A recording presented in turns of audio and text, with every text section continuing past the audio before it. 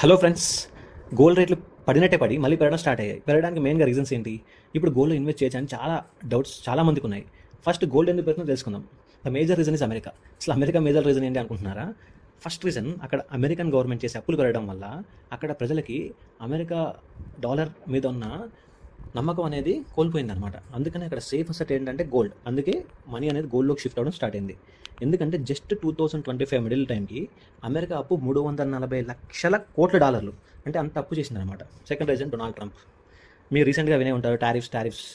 ఈ టారిఫ్స్ వలన వేరే దేశాల నుండి వచ్చే నిత్యావసర వస్తువుల రేట్లు పెరగడం వలన అక్కడ ఇన్ఫ్లేషన్ పెరిగింది. సపోజ్ అక్కడ ఉండే ఆయిల్ ప్యాకెట్ ధర ప్రీవియస్గా 50 ఉంటే ఇప్పుడు 75 రూపీస్ అయిపోయింది. సో అలా అన్నిటి మీద కాస్ట్ పెరగడం వల్ల ఇన్ఫ్లేషన్ అనేది పెరగడం. And third one is a bubble. ప్రపంచం అంతా ఈ ChatGPT, జెమినీ మీద చాలా ఇన్వెస్ట్ చేస్తున్నారు.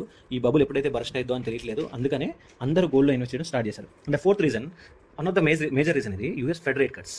అంటే మనకి ఇక్కడ ఫిక్స్డ్ డిపాజిట్ చేస్తే వడ్డీ రేట్ ఎట్లా వస్తాయో యూఎస్లో కూడా యూఎస్ ఫెడ్ అని ఒక బ్యాంక్ ఉంటుంది. అక్కడ వాళ్ళు వడ్డీ రేట్లు డిసైడ్ చేస్తారు. అవి రీసెంట్గా ఏం చేసిందంటే వడ్డీ రేట్లు కట్ చేసింది. దానివల్ల ఇప్పుడు మనకి ప్రజలకి వడ్డీ తక్కువ వస్తుందంటే మనం బ్యాంక్స్లో ఎందుకు ఉంచుతాం? అందుకని అక్కడ కూడా అంతే, వడ్డీ తక్కువ రావడం వల్ల వాళ్ళు తీసుకెళ్లి సేఫ్ అసెట్ అయినా గోల్డ్లో ఉంచున్నారు. గోల్డ్లో వడ్డీ ఎక్కువ వస్తుంది ఇప్పుడు గోల్డ్ కొనుక్కోవడం వల్ల అని వాళ్ళు నమ్ముతున్నారు. అంత ఫిఫ్త్ రీజన్, ప్రపంచ సెంట్రల్ బ్యాంక్స్ అన్ని కూడా గోల్డ్ కొనడం స్టార్ట్ చేశాయి. నార్మల్గా మనం కొంటే గోల్డ్ ఎంత కొంటాం? గ్రామ్స్లో కొంటాం, లేదా తులాల్లో కొంటాం, లేదా బాగా డబ్బులు ఉంటే కేజెస్లో కొంటాం. బట్ సెంట్రల్ బ్యాంక్స్ అలా కాదు, టన్స్ ఆఫ్ గోల్డ్ కొంటుంది.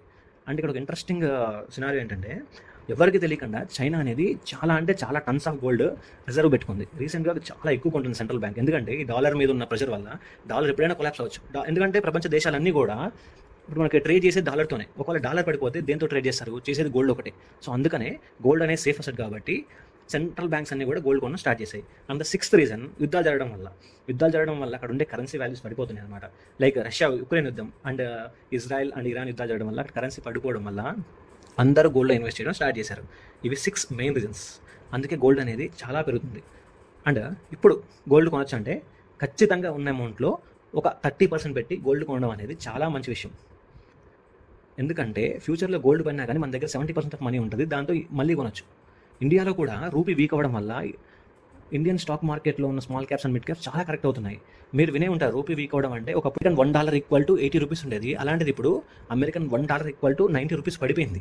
సో అంత తక్కువగా పడిపోవడం వల్ల స్టాక్ మార్కెట్లో కూడా ఫారెన్ ఇన్స్టిట్యూషనల్ ఇన్వెస్టర్స్ అనేవాళ్ళు మన ఇండియాలో ఉన్న డబ్బుల్ని వాళ్ళు తీసుకెళ్ళిపోతున్నారు. ఎందుకంటే రూపీ వీక్ అవ్వడం వల్ల వాళ్ళకి లాభాలు రావట్లేదు. అందుకనే ఇక్కడున్న ఇన్వెస్టర్స్ కూడా అందరూ mutual funds, gold mutual funds or gold ETFs ఉంటాయి, వాటిలో ఇన్వెస్ట్ చేస్తున్నారు. సో నా అనాలిసిస్ ప్రకారం గోల్డ్ 2026లో పెరుగుతుందని అనిపిస్తుంది. బట్ స్టార్టింగ్లో చెప్పిన 6 ప్రాబ్లమ్స్ కనుక సార్ట్ అవుట్ అయితే గోల్డ్ ప్రైస్ పడే అవకాశాలు ఉన్నాయి. జై భారత్.